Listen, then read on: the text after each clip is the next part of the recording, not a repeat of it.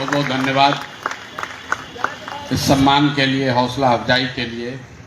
आप लोग काफ़ी देर से बैठे हुए हैं, मैं माफ़ी चाहता हूँ, थोड़ी देरी से आया हूँ, लेकिन इतना यहाँ जाम है कि पिछले 45 मिनट से हम लोग यहीं स्ट्रगल कर रहे हैं कि यहाँ कैसे आए। बहुत लंबी चौड़ी कोई बात नहीं है। यहाँ पर जितने लोग बैठे हैं, आपने इतने राजनीतिक भाषण सुने हैं कि कोई नई बात आपको बताई नहीं जा सकती। और जो बात अभी मुन्ना जी ने कहा, किसी एक विधायक के जीतने से कुछ बहुत बदलने वाला नहीं। उनसे पहले कोई साथी बता रहे थे खड़ा होके कि प्रशांत जी जीत जाएंगे तो शिक्षा सुधर जाएगा, पानी बदल जाएगा, क्या क्या इतना चीज गिनवाए कि हमारा कंधा झुका जा रहा था। हम आपको पहले बता दे रहे हैं, हमारे जीतने से तो भैया कुछ सुधार नहीं होगा, वो आशा मत कीजिए। विधायक सांसद बड़े लोग हैं, लोगों को बड़ा दिखता है, लेकिन हम लोग बहुत करीब से देखे हैं, विधायक सांसद का इतना ताकत नहीं है। कोई विधायक सांसद अगर चाह भी जाए तो भी बहुत परिवर्तन नहीं ला सकता है। परिवर्तन के लिए तो आपको पूरी व्यवस्था बदलनी पड़ेगी। वो तो आपने किया नहीं। आपने भाजपा को जिताया है, मोदी जी को जिताया है। अब मोदी जी ने बिहार को और आपके बच्चों के भविष्य को सम्राट चौधरी जी के हाथ में दे दिया है। जितने भाजपा के यहां समर्थक हैं और आप अपनी समस्याओं से परेशान हैं, कह रहा है लोग हमको कि भैया लोकल स्तर पर नितिन नवीन जी से बहुत नाराजगी है, उन्होंने काम नहीं किया है। तो हमारी आपके लिए कोई सिंपैथी नहीं है, हम मीठा नहीं बोलते हैं। आपने जो बोया है वही आप काट रहे हैं। हम जब रास्ते में चलते हैं, 2 साल पैदल चले, लोग इतना परेशानी गिनाता है, जहां जाइए ए भैया बहुत भ्रष्टाचार है, ए भैया सड़क नहीं है, ए भैया पढ़ाई नहीं है, ए भैया रोजगार नहीं है। जब तंग आ जाइएगा सुनते सुनते, तो उससे पूछते हैं भाई आपके विधायक कितना बार से जीत रहे हैं, तो कहता भैया 4 बार से। अब आप माथा पकड़ के बैठ जाइए कि भाई आप इतना परेशान भी हैं और 4 बार से एक के विधायक जीत भी रहा है, दोनों बात कैसे हो रहा है? तो कहता है भैया हमारे पास विकल्प नहीं था, क्या करें, लालू जी को तो नहीं ना दे सकते हैं, इसीलिए मजबूरी में इनको वोट देते हैं। इस बार बिहार की जनता ये भी नहीं कह सकती है, हम लोगों ने बहुत कोशिश करके आपको वो विकल्प दिया था, लेकिन आपको वो विकल्प स्वीकार नहीं है। क्यों नहीं स्वीकारे है? क्योंकि कोई अच्छा आदमी अगर आकर चुनाव लड़ने लगे तो आप जैसे लोग, अपने आप को प्रबुद्ध समझदार कहने वाले लोग, अपने घरों में, अपने दुकान में, ऑफिस में बैठ के विवेचना करते हैं, उसका मजाक उड़ाते हैं। बिहार में कुछ हो ही, कितना है कितना गए, बिहार सुधरेगा? कुछ नहीं होगा। आप कोई एक अच्छा आदमी आता है, उसका हौसला अफजाई नहीं करते हैं, उसका हौसला तोड़ते हैं। अरे भाई बिहार में तो जाति है, नहीं सुधरेगा। मोदी जी के जाति के नाम पर वोट दिए हैं।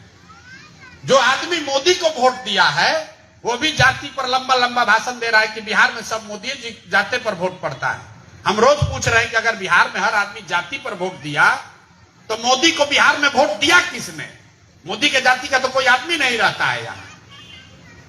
मेरे भाई, आपको सुधरना नहीं है, बिहार के लोगों को सुधरना ही नहीं है। 5 बरस बैठ के विवेचना कीजिएगा, लोगों को गाली दीजिएगा, व्यवस्था पर टीका टिप्पणी कीजिएगा, लेकिन जिस दिन वोट हुआ सब बात भुलाया। लोगों को यहाँ बतियाने के लिए जांच चाहिए, खाने के लिए 5 किलो भात चाहिए, इसके अलावा कुछ नहीं चाहिए। यहां लोग से पूछिए कि अरे भाई इतना कष्ट में जी रहे हैं, कोई सुधार नहीं। कहता बढ़िया तो है, कितना बढ़िया नीतीश कुमार विकास किया है। आप नहीं ना देखे हैं प्रशांत जी, पहले पटना 6 बजे बंद हो जाता था, अब हम लोग बहुत खुश हैं कि पटना 11 बजे तक खुल रहा है। यही आपकी विकास की अपेक्षा है, आपको इससे ज्यादा क्यों मिलेगा? हम अक्सर एक उदाहरण देते हैं, मोदी जी इस देश के प्रधानमंत्री हैं। हमको कोई अभी बताया कि यहां सब मोदी जी का बहुत भक्त लोग हैं, तो जरा सुनिए मोदी जी की तारीफ। मोदी जी इस देश के प्रधानमंत्री हैं, गुजरात के भी प्रधानमंत्री और बिहार के भी प्रधानमंत्री। मोदी जी जब गुजरात जाते हैं, आप यूट्यूब पर जाकर अभी सुनिएगा उनका भाषण गुजरात में। मोदी जी बताते हैं कि 75 साल का जब गुजरात होगा तो गुजरात कैसा दिखेगा, वहां कितने उद्योग होंगे, वहां के कृषक कितने धनी होंगे, वहां कितने तरह का यूनिवर्सिटी होगा, वहां कितना बड़ा सौर ऊर्जा का केंद्र होगा, गुजरात विश्व का सबसे बेहतर राज्य बन जाएगा, वहां बुलेट ट्रेन चलेगी, वहां गिफ्ट सिटी बनेगा। ये मोदी जी के शब्द हैं। वही मोदी जी जब बिहार आते हैं तो कहते हैं कुशवाहा मेरा भाई है, मुसहर मेरा भाई है, पंडित मेरा भाई है, राजपूत मेरा भाई है। यही भाषण दे रहे हैं। आपको बता रहे हैं कि हम बिहारियों की इतनी चिंता करते हैं कि लोग यहां उसना चावल खाना पसंद करता है तो हम 4 किलो उसना चावल दिलवा रहे हैं। मेरे भाई, आप प्रबुद्ध लोग हैं, गलती मोदी जी का नहीं है।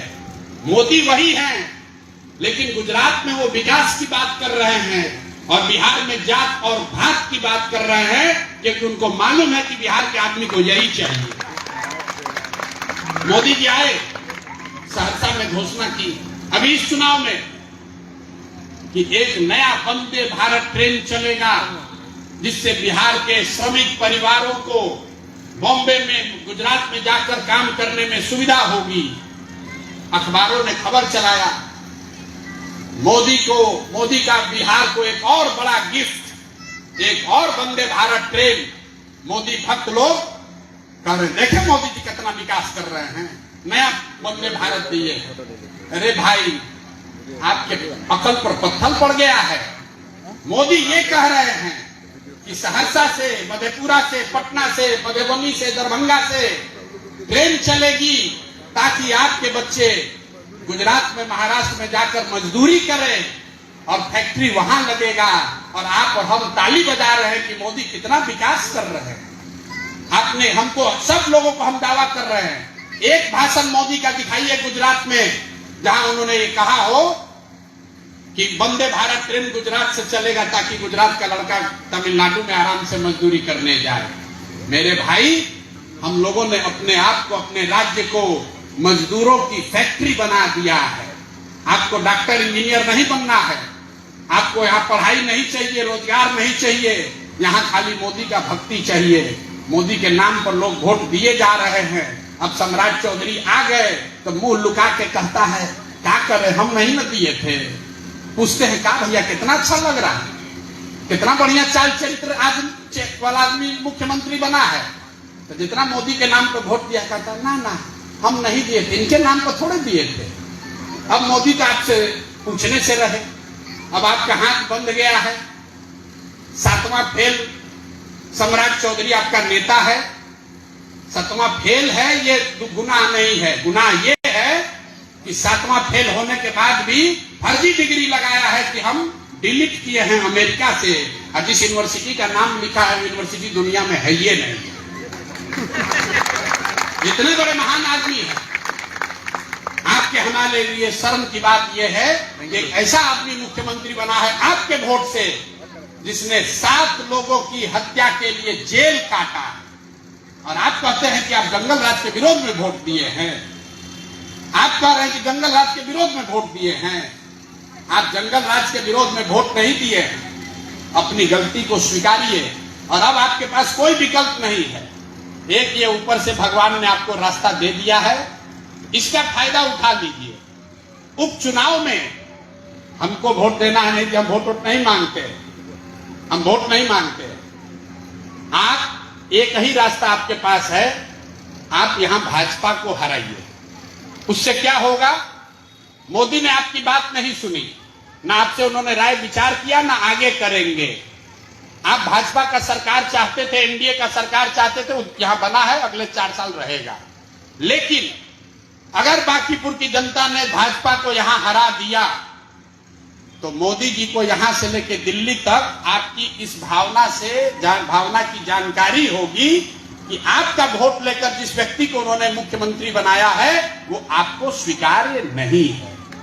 अगर ये खबर मोदी जी को भेजना है तो मेरे भाई एक बार भाजपा को हराइए, और नहीं हराइएगा तो कोई भरत भूषण तिवारी अगर गोली मार दिया गया, उस दोष के भागी आप भी हैं।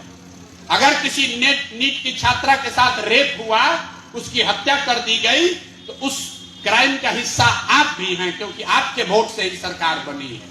तो मेरे भाई, आपके पास ये अवसर है, एक बार मोदी जी को यह खबर दीजिए कि आप उनके इस निर्णय का समर्थन नहीं करते हैं। आपके पास दूसरा कोई उपाय नहीं है। भाजपा का अहंकार देखिए। हमको कल कोई वीडियो भेजा, उसमें भाजपा के एक नेता से पूछा गया कि अरे भाई, बांकीपुर में बड़ी चर्चा है कि प्रशांत किशोर चुनाव लड़ेंगे, आपका क्या रिएक्शन है? तो उसने कहा कि प्रशांत किशोर आ जाए चाहे कोई आ जाए, बांकीपुर हम लोग का इतना मजबूत गढ़ है कि हम कुत्ता बिल्ली को भी लड़ाएंगे तो भी जनता हम ही को वोट देगी। ये आपके नेताओं का आपके बारे में ओपिनियन है कि आप कुत्ता बिल्ली को भी वोट दीजिएगा, लेकिन अपने बच्चों के लिए वोट नहीं दीजिएगा, अपने तरक्की के लिए वोट नहीं दीजिएगा, अपने समस्या के लिए वोट नहीं दीजिएगा। ये सच्चाई है। हम गलत क्या बोले? क्या आएंगे तब बिजली सुधार देंगे, पानी सुधार देंगे? कुछ नहीं सुधारेंगे। एक प्रशांत किशोर को छोड़िए, 10 प्रशांत किशोर आ जाएंगे तब भी कोई सुधार नहीं होगा। जब तक आप नहीं सुधरिएगा तब तक कोई बिहार को नहीं सुधार सकता। हम गांव में चले 2 साल, जिस गांव में गए लोग कहा बड़ा भ्रष्टाचार है, अरे भैया बिहार में तो बहुत लूट मचा है। पूछे कौन लूट रहा है? बोला मुखिया जी देखिए नाली गली में पैसा ले लिया। यहां भी आप कहिएगा वार्ड सदस्य लोग पैसा लूट रहा है। कोई कहता इंदिरा आवास नहीं मिला, पुलिस वाला पैसा ले रहा है। अरे भाई, जब मुखिया का चुनाव हुआ तो 500-500 रुपया लेके वोट बेचे आप, मुर्गा भात खा के जात के नाम पर वोट दिए आप, 2-2 गो पाउच पी के वोट का सौदा किए आप। तो आपका मुखिया, वार्ड पार्षद, विधायक चोर नहीं होगा तो हरिश्चंद्र होगा? इतना नहीं बुझा रहा है। अरे भाई, बिहार के आदमी को तो चोरी भी नहीं करने आ रहा है, चोरी भी नहीं करने आ रहा है। ये भी नहीं समझ रहे हैं कि जिस मुखिया को, जिस विधायक को 500, 1000, 5000 रुपया के लिए वोट दे रहे हैं, वो जब जीत कर आएगा तो आपके और आपके बच्चों के हलक में उंगली डाल के वो सारा पैसा निकालेगा। गेहूं बेच के पैसा लाया है। लेकिन बिहार के आदमी को तो अपने को बहुत समझ है। कहता है एक बिहारी 100 पर भारी। हम रोज कहते हैं मेरे भाई, ये कहानी मत कहिए, खुशफहमी में मत जिंदा रहिए। आज की स्थिति यही है कि 100 बिहारी मिलकर एक गुजराती के बराबर नहीं है।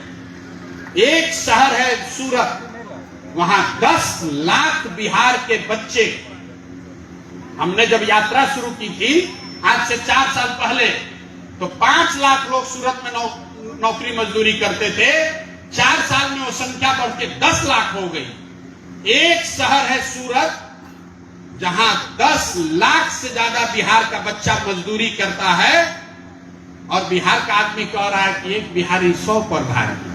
मुझे दिखाइए पूरे बिहार में अगर एक गुजराती भी आकर यहां काम कर रहा, और आप मोदी की भक्ति में वोट दिए जा रहे हैं, आपको अपनी चिंता नहीं है, कैसे सुधार होगा? तो आपसे हाथ जोड़ रहे हैं, एक बार कम से कम जाति, धर्म, नेता की अंधभक्ति से, विचारधारा की अंधभक्ति से ऊपर उठिए। हिंदू मुसलमान मत बनिए। एक बार बिहार को रास्ता दिखाइए। पेपर पर, मैं इस बात को अंडरलाइन कर रहा हूं, पेपर पर आप यहां पर, अभी रामबली जी ने कहा, आप सबसे प्रबुद्ध और सबसे समृद्ध मतदाता हैं बिहार के।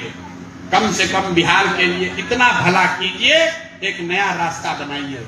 एक विधायक के जीतने से और कुछ नहीं होगा, लेकिन 242 विधायक, ये लिख के ले लीजिए। आपका नाली गली बने या न बने, लेकिन मैं दावा कर रहा हूं 242 विधायक अपने अपने क्षेत्र में थोड़ा बहुत जरूर ज्यादा काम करने लगेगा, क्योंकि उसको पता चलेगा कि जब 45 साल का भाजपा का बांकीपुर का किला ढह गया तो कोई सुरक्षित नहीं है, सब नेता काम करना शुरू करेगा।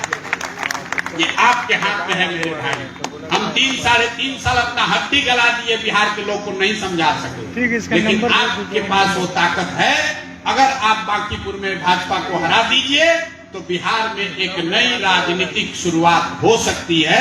लेकिन अगर आप चूक गए तो फिर दूसरे को दोष मत दीजिएगा, आप अपनी स्थिति के लिए खुद ही जिम्मेवार होइएगा। कोई लंबी चौड़ी बात नहीं है।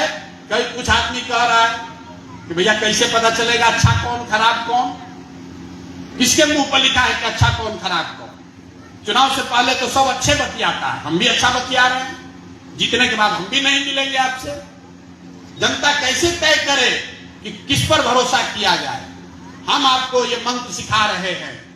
लोकतंत्र में आपको ये जांचने की जरूरत नहीं है कि कौन अच्छा कौन खराब। जो अच्छा लगे उसको वोट दीजिए, लेकिन इस बात को समझ के वोट दीजिए कि आपका वोट, आपका भरोसा, आपकी उम्मीदें ये 5 साल का कॉन्ट्रैक्ट है, जीवन भर का बंधुआ मजदूरी नहीं है। बिहार में दुर्दशा इसलिए है कि 35 साल से लालू नीतीश से आगे आप देख ही नहीं रहे।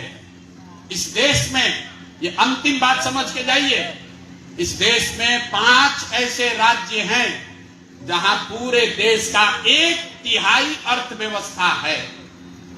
पूरा देश एक ओर और 5 ये राज्य एक ओर, और उसमें गुजरात नहीं है। ये 5 राज्य हैं केरल, कर्नाटक, आंध्र प्रदेश, तेलंगाना और तमिलनाडु। ये 5 ऐसे राज्य हैं जहां देश की 1/3 अर्थव्यवस्था है। सबसे ज्यादा यहीं पर तरक्की है। इन 5 राज्यों में ऐसा क्या हुआ, इसका जाकर अध्ययन कीजिए। जब देश आजाद हुआ तो बिहार इन राज्यों से आगे था, 6वें नंबर पर था, और ये राज्य बिहार से नीचे थे। फिर ऐसा क्या हुआ इन राज्यों में कि ये राज्य इतने आगे हो गए? वहां मोदी जी नहीं बनाए हैं, वहां राहुल गांधी कांग्रेस की सरकार नहीं रही है। अलग अलग भाषा बोला जाता है, अलग अलग विचारधारा के लोग रहे हैं, सब कुछ अलग अलग है, लेकिन एक बात 5 राज्य में कॉमन है। वो क्या है कि आजादी के बाद से आज तक इन 5 राज्यों में कोई भी नेता 10 वर्ष से ज्यादा मुख्यमंत्री बना ही नहीं है। लोग पलटते रहते हैं। तो अच्छे खराब का विवेचना में मत पड़िए। जिसको भी जिताए हैं उसको 5 वर्ष का समय दीजिए। काम न करे तो भी हटाइए, काम करे तो भी हटाइए, तभी आपका काम होगा। नेताओं के मन में ये डर होना चाहिए कि हम काम कम करेंगे तो जनता हमको हटाएगी। अभी ये तमिलनाडु का बात कर रहे थे। हमने जितना पसीना बिहार में बहाया है, 5% भी हमने मेहनत तमिलनाडु में नहीं की है। तमिलनाडु एक ऐसा राज्य है जहां 35 लाख से ज्यादा बिहार का मजदूर वहां काम करता है। इसका मतलब है कि तमिलनाडु में बहुत फैक्ट्री है, वहां बहुत रोजगार है बिहार के मुकाबले, तभी तो हम लोग के बच्चे वहां जाकर मजदूरी कर रहे हैं। लेकिन वहां के लोगों ने इतनी तरक्की के बाद भी वहां की सरकारों को हटाकर एक नया प्रयोग शुरू किया, और जिस राज्य के लोग भूखे नंगे वहां जाकर मजदूरी कर रहे हैं, वहां के लोग को कुछ नहीं बदलना है ना। नीतीश ठीके तो है, अरे भाई ठीके तो है तो आपका जिंदगी भी ठीके तो है। जब नेता ठीके तो है तो जिंदगी भी ठीके तो है, तो फिर काहे कंप्लेन करते हैं? तरक्की चाहिए तो नेताओं के मन में डर पैदा कीजिए। नेता जब डरेगा तभी तरक्की होगी। प्रशांत किशोर भी जीत कर चले जाएंगे, हम भी जान जाएंगे कि हमको वोट देवे करेगा, काहे काम करेगा। इसी को विद्यार्थी को बता दीजिए कि तुमको 99% नंबर आएगा तो क्यों पढ़ेगा। जब मन होगा थोड़ा बहुत पढ़ा, नहीं मन हुआ नहीं पढ़ा। तो आपसे आग्रह है, आप बिहार के सबसे सद्बुद्धि वाले लोग हैं, कम से कम बिहार को ये रास्ता दिखाइए। सम्राट चौधरी का जो सरकार है इस पर अंकुश लगे। मोदी जी को ये खबर हो कि नहीं, बिहार की जनता इतनी मूर्ख नहीं है कि आप किसी को बैठा दीजिएगा तो हम लोग उसको स्वीकार कर लेंगे। आप लिख के ले लीजिए, बांकीपुर में भाजपा हारेगी। भाजपा को अपने बिहार के नेतृत्व के बारे में सोचना पड़ेगा। हटाएंगे कि नहीं हटाएंगे तो हम नहीं जानते हैं, लेकिन सोचना पड़ेगा। ये जितना इलीगल इनकाउंटर हो रहा है ये रुक जाएगा, ये जितनी बदमाशी हो रही है ये रुक जाएगा। और जितने यहाँ पर जीते हुए एमएलए हैं वो थोड़ा बहुत काम शुरू करेंगे। तो नेताओं के मन में डर पैदा करने के लिए एक बहुत बड़ा आपके पास अवसर है। मेरी आपसे आग्रह है मेरा, इसका उपयोग कीजिए। अपने लिए नहीं तो कम से कम बिहार के बच्चों की चिंता कीजिए, बिहार की भविष्य की चिंता कीजिए। आप आए, आपने बात सुनी, मुझे मेरी बात कहने का अवसर दिया, उसके लिए आपका दिल से धन्यवाद कर रहे हैं। एक बार जाने से पहले आप लोग तो नारा वारा नहीं लगाते होंगे, लेकिन फिर भी मैं बोलूंगा जय बिहार। आपको बोलना है जय जय बिहार, जय बिहार, जय जय बिहार। इतने दम है। जय बिहार। पढ़ा लिखा प्रबुद्ध आदमी ये सोचता है नारा हम काहे लगाएंगे, हमारा नारा लगाना काम थोड़े है। पूरी ताकत से बोलिए जय बिहार, जय बिहार। कितने लोग सहमत हैं कि दल जाति धर्म से ऊपर उठकर आप बिहार में बदलाव के लिए वोट करेंगे? हाथ धीरे धीरे से उठाता है थका हुआ आदमी। अरे सब तैयार हैं? भरोसा कर ले, पीछे हटे तो नहीं हटना। अच्छा, और कुछ हो चाहे नहीं, इस बार चुनाव में आप लोग का बहुत वैल्यू बढ़ने वाला है। बहुत मंत्री विधायक सब आपके घर आने वाला है। अभी तक तो पूछता भी नहीं था।